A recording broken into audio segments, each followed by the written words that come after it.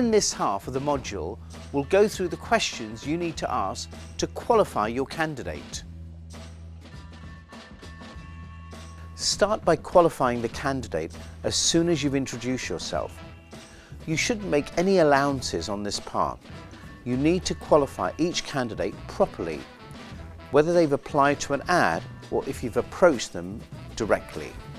The initial approaches are different, but once you've done that bit, you need to be thorough with your qualifying questions. Remember, you need to use the conversation as a means of gauging your candidate's interest and suitability for the role. Don't try and convince yourself that they're right for the opportunity, especially if they don't meet your client's requirements or lack of enthusiasm. I would usually start with a gentle opening question like, "Can you talk me through your background?" At this stage, you need to avoid directing the conversations towards the role you're trying to qualify them for, because they might just try and give you the information you want to hear. Keep it open at this stage until they feel comfortable in discussing their background. Listen to your candidate's response very carefully. Make a note of the key skills and achievements. Don't be afraid to dig a bit deeper into their responses. You need to ask questions without coming across intrusive, so it's all in a friendly tone and manner. Now try and establish what your candidate is looking for from their next role. You could ask, is there any area of responsibility that's missing from your current role? If your candidate can't pick anything out, I would read this as a warning sign. They might want to hear about other opportunities, but at the same time, they might not be ready to move from their current role. Don't let candidates persuade you that they're committed to finding a new job if the answers they tell you are otherwise. This could send you on a wild goose chase. Now I'd ask the following questions. How have you reinvented your job over the last few years? How has your role changed? Note down anything that might be of interest to your client, especially if they're looking for somebody who's going to change the way the company or department works. Describe the positives and negatives of your current employer. Try and work out whether the candidate is using the role as a get-out clause, rather than an opportunity that will further their career. What makes you stand out from your peers in your current organisation? Describe a recent win that you're most proud of, both in and out of work, and more importantly, why? This will give you a great insight into their personality. You could be talking to someone who's capable of doing their job, but they could be out of sync with their personality in your client's team. If that's the case, try and assess whether it's worth presenting them to your client.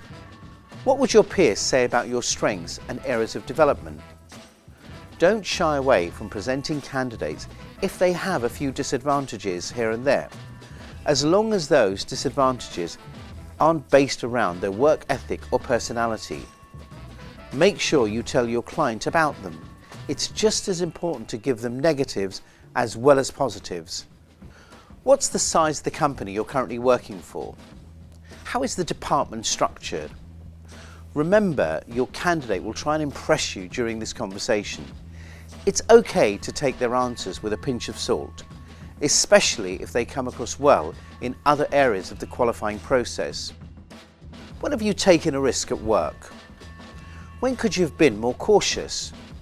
If your candidate took a justifiable risk which wasn't to the detriment of the company, then you could be talking to somebody who evaluates opportunities with a level head. If your client is looking for a leader, then their answers to these questions could go a long way. By now, you should know a bit more about who your candidate is and what their personality is like, and how they operate in the workplace. Now, I would ask about their long and short-term goals. This could include anything from relocating or changing industries, and even taking classes outside of work. Ask how they're going to make their plans happen. Do your candidate's plans fit with the opportunity you're presenting to them? If they do, you need to make clear notes at this stage, as you may need to remind them of this later, especially if they get counter-offered or wobble later on in the process. What skill set would you bring to this position? A softer way to approach this is to ask them what the key skills they think you should relay back to your client. This will encourage candidates to subconsciously sell themselves to you. This will help, especially if you're talking to somebody who isn't very confident in discussing their achievements. How do you expect to progress after a year in this position? If they can give you an honest answer that's based on their knowledge of the role, department and industry, then it's likely you're talking to somebody who's genuinely eager to meet with your client. They're also likely to want to progress in their direction of the role that you could offer them. You can always spot real answers from fake ones. You just have to pay attention to the candidate's tone of voice. Are they willing to travel or relocate for the opportunity? If your candidate isn't 100% dedicated to relocating for the role, or they live far away from the office, this could cause a concern. You shouldn't present them to your client at this stage. What's your notice period? Would you accept a counter-offer from your current employer if they tried to keep you? This is one of the most crucial questions you'll ask when qualifying. If they don't immediately say no, don't progress any further with them. They're probably happy where they are, but their current salary isn't as high as they'd like. As soon as the employer offers them more money, they'll stay. I'll go one step further and ask, how much does your salary need to increase by for you to stay in your current position? Or what would your current employer need to change for you to stay? This is also a good question to use later in the process to reinforce the compatibility of the opportunity for your candidate. If any of these red flags appear, follow your gut instinct. Politely let the candidate know that the role may not be the right one for them. However, keep their details on file for other opportunities in the future. You now have all the relevant information you need to assess whether your candidate's right for your role. Start by wrapping up the conversation by asking the candidate whether there's anything else they would like you to know about them to help singling them out from the competition. By this point, you should have a good working relationship with your candidate, so they're more likely to tell you extra pieces of information. Now agree a time frame with your candidate. Tell them what your plan of action is and when they can expect to hear back from you.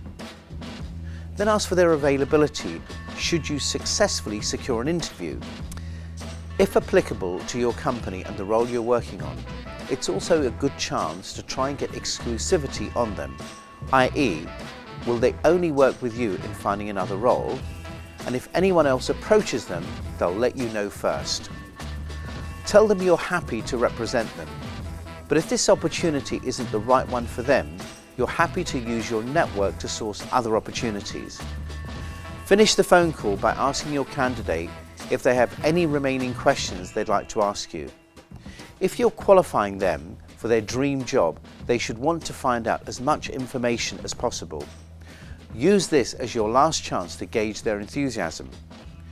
If you now decide that the candidate isn't right for the role, use this time to explain that you don't think the opportunity you have fits quite within their future goals. But always explain that you will be in touch when the right opportunity comes along. If you feel like you can place them anywhere else, tell them you'll contact relevant companies within your network to explore other opportunities for them. My top tips on this module are: number 1, let the candidate do the talking. You need to listen to their answers in order to qualify them properly. 2, ask open-ended questions to get a deeper insight into your candidate's personality, motivations and background. 3, gauge your candidate's interest and commitment. A lot of candidates will be fully qualified for the position you're recruiting for, but if they're not interested in the role, then there's no point in progressing with them. Some candidates will go through the entire interview process and pull out just before they're due to start. 4, gauge their suitability. Impressive achievements will always look enticing on a candidate's CV, but they mean nothing unless it's relevant to the vacancy you're trying to fill. You know what your client's key requirements are, so make sure you stick to them. Number 5, work out whether the candidate has the compatibility as well as likability. We've all been guilty to try and place candidates because they're great to talk to but are unhappy in their current role. If they're personable, you should mention this to your client, but make sure you look beyond the chemistry of your conversation. Number 6, and finally, provide a concise summary at the end of the call that covers all of your key discussion points to manage expectations and remain control of the entire process.